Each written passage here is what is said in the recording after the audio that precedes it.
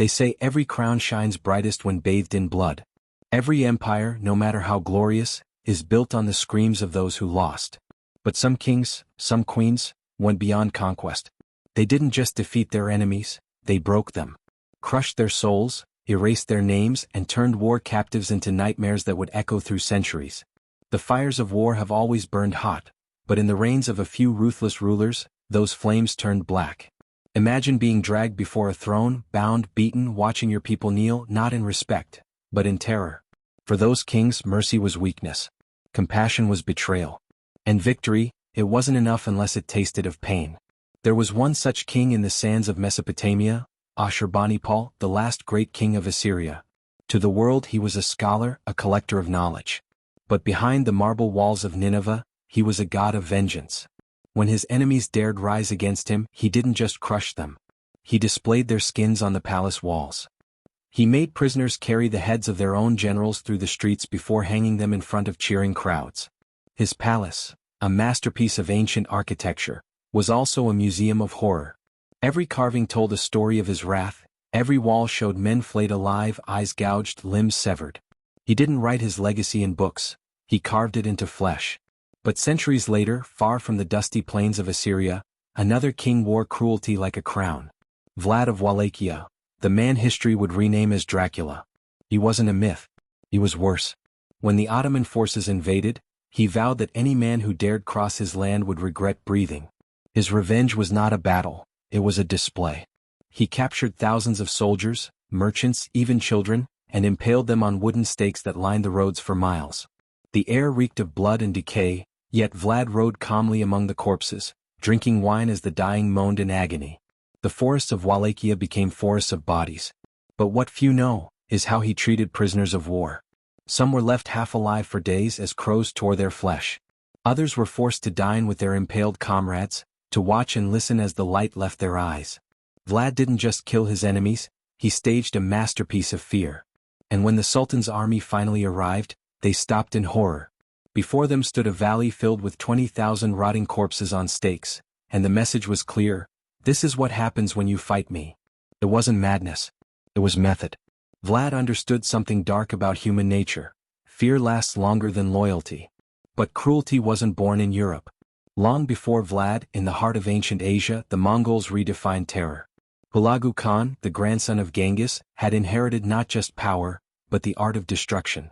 When Baghdad fell to his army, it wasn't a victory. It was annihilation. The rivers ran black, not from ink, but from blood and burnt manuscripts. The once great capital of the Abbasid Caliphate was wiped from existence.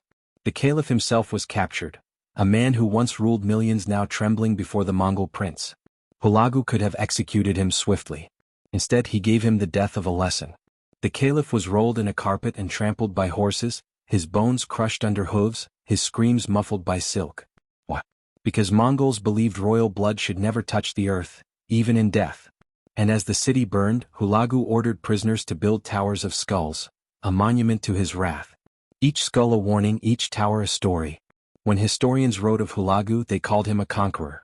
But the survivors, the few who lived to remember, called him the ghost of hell. War has always had victors and victims, but under these kings there were no survivors, only witnesses. Their cruelty wasn't hidden, it was performed. Every act of horror was a declaration: fear is power, pain is legacy. And yet, here's the truth that history often forgets. These kings weren't born monsters. They became them. Made by betrayal, shaped by blood, they learned that mercy never built empires. Only terror did. And while their names became legends, their souls became prisons. Because in the end, those who turned war captives into nightmares often became captives of their own darkness. The fires of cruelty never die, they only change thrones. And long after Hulagu's horsemen vanished into dust, another kingdom rose, wrapped in gold and glory, but reeking of blood. In the heart of India, the Mongol Empire stood like a jewel in the desert. But even jewels have shadows.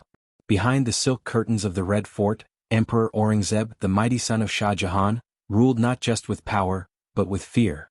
Aurangzeb was no ordinary ruler. He was cold, calculating, and patient, a king who saw mercy as weakness. When enemy princes defied him, he didn't simply conquer their lands. He humiliated them, crushed their armies, and paraded the survivors through the streets of Delhi. He once captured the son of his rival, a boy barely in his teens, and forced the father to watch his execution. Then calmly he recited a verse from the Quran and walked away. To him, faith and fear were two sides of the same blade. But his darkest chapter was reserved for his own family. When he imprisoned his father, Shah Jahan, in Agra Fort, the same man who built the Taj Mahal, Aurangzeb made sure the old emperor could see that beautiful monument every day from his cell window. It was mercy turned to torment, love turned to a cage. And that, perhaps, was Aurangzeb's greatest cruelty, the art of killing slowly without spilling a drop of blood. Far to the west, another king bathed in his own brand of horror. Ivan IV of Russia, the man history calls Ivan the Terrible. His rule began with promise, a young boy crowned as Tsar, dreaming of unity. But power, as it often does, turned to madness. The wars with the Tatars, the betrayals of his nobles, the endless paranoia, it all corroded his soul. When he captured enemies, Ivan didn't just execute them, he experimented with death. He created a personal force, the Oprichnina, men dressed in black, symbols of dogs' heads and brooms hanging from their saddles, a message to sniff out traitors and sweep them from the land. Prisoners of war were tortured in public squares. Nobles were roasted alive or frozen in the snow. Ivan once ordered an entire town to be wiped out, men, women, and children drowned in the Volga River, simply for daring to question him. But the most haunting tale is of his own son. In a fit of rage, Ivan struck him with his scepter, the blow fatal. The Tsar who had conquered armies, built cities, and broken kingdoms now held his dying heir in his arms, screaming into the silence he himself had created. The conqueror became the condemned. Yet perhaps no monarch reveled in cruelty like Timur the Lame, or Tamerlane as the West remembers him. His empire stretched from the edges of China to the heart of the Mediterranean, and everywhere he went, death followed. Timur saw war not as a tragedy but as theater. When he captured Baghdad, he ordered 90,000 prisoners to be executed, their skulls stacked into pyramids. When he conquered Aleppo, he told his soldiers to bring him stones for a tower. But they brought him heads instead. Timur smiled, and built his tower anyway. To him, the fear of his name was the greatest weapon. Before his armies even arrived, cities surrendered, terrified by rumors of what he did to captives.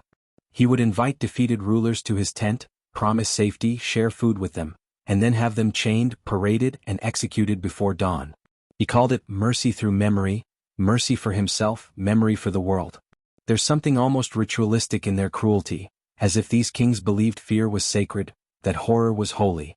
But beneath their golden crowns and crimson robes, they all shared the same wound, the terror of losing control. Every flayed soldier, every burned city, every weeping prisoner was a mirror of their own fear. Empires may have fallen, but their echoes remain. And if you stand today in the ruins of Nineveh, the plains of Wallachia, the towers of Samarkand, you can almost hear them, the whispers of captives who begged for mercy, and the kings who answered with silence. Because history doesn't remember screams, only the ones who caused them. There's a strange thing about power, it promises peace but breeds fear. And those who hold too much of it, start to believe they can rewrite what it means to be human. That's when cruelty becomes not an act, but an art. In the lands of France, there lived a nobleman whose name still sends a chill through history, Gilles de Rais. To the world, he was a war hero, a companion of Joan of Arc, a knight bathed in glory. But behind the stone walls of his chateau, he turned into something monstrous. After victory came emptiness, and in that emptiness he found darkness. Captured soldiers, poor peasants, and even children vanished within his halls, never to return. He experimented with pain, watched suffering like a poet studying verses. When he was finally captured, the world refused to believe that such horror could hide behind a noble name. But it had, and it had smiled.